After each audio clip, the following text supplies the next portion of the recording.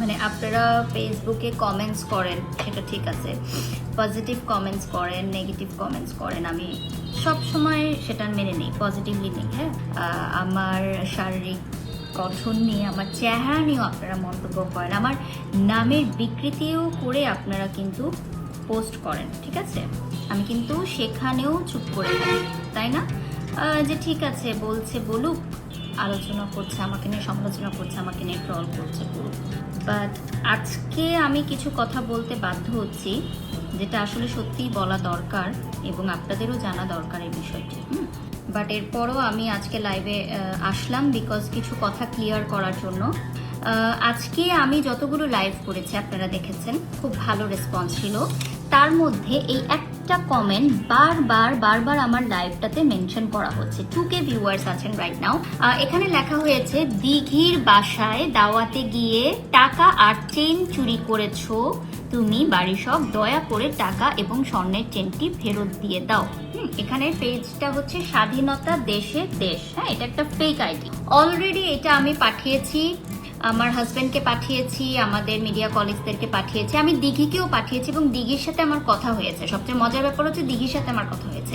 কমেন্টটা দেখেন, দিঘির বাসায় দাওয়াত খেতে গিয়ে আপনি স্বর্ণের চেন ও টাকা চুরি করেছেন এবং এটার সাথে আমাদের একজন ডান্স কোরিওগ্রাফারের নামও বারবার উল্লেখ করা হচ্ছে। আমি ওনার নামটি বলবো না লাইভে, কারণ আমি চাই না যে আমার স্যারের কোনো অসম্মান হোক, কিন্তু আমি ওনার সাথে ওই বিষয়টা নিয়ে আলোচনা করব।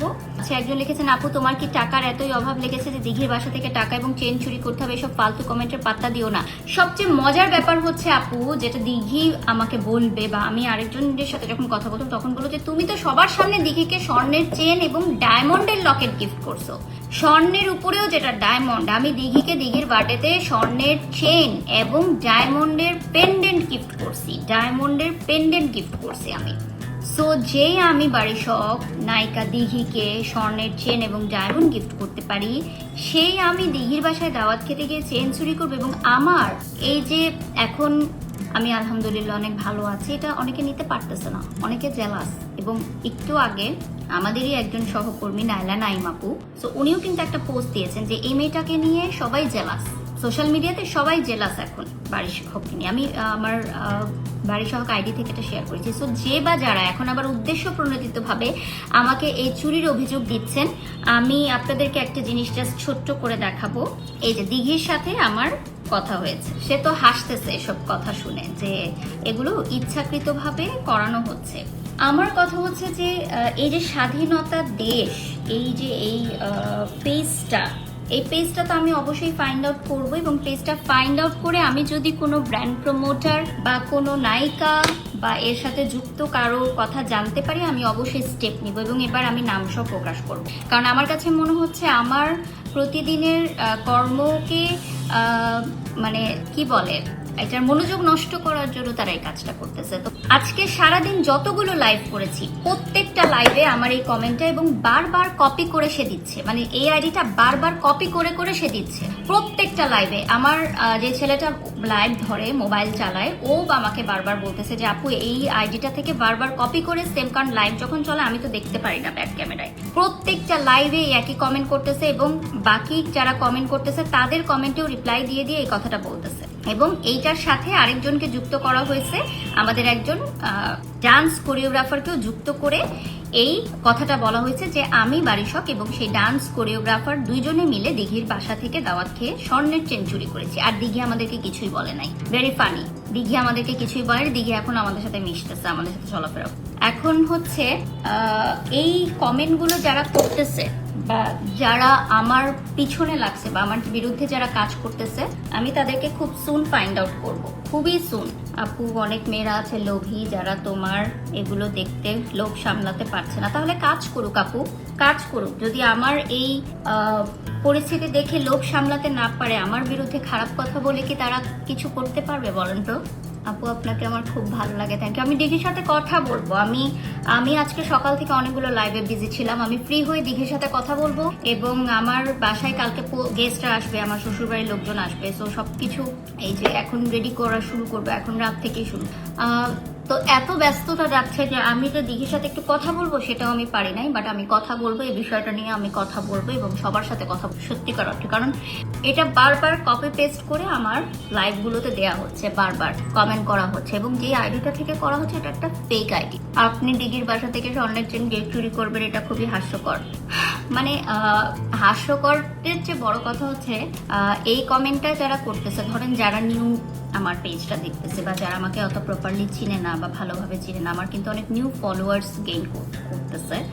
লাস্ট হচ্ছে রিসেন্টলি আমি 30,000 ফলোয়ার্স আমার নিউ, যারা একদম নতুন আমার পেজে জয়েন করেছে। তো তারা তো দেখে হট করে দেখে তারা ভাবতেই পারে যে আচ্ছা ঠিক তো, আরেকজন কমেন্টস যেহেতু করছে তার মানে এটা তুমি অনেক মানুষ সহজ করে নাও না। হ্যাঁ, সহজ এবার করবো না। বারিশ আপু 100টা চেন চেনে গিফট করে, 100টা চেন কিনে গিফট করে, আর চুরি তো দূরের কথা। তানজিন আপু, হ্যাঁ এখানেই হচ্ছে মজার ব্যাপার।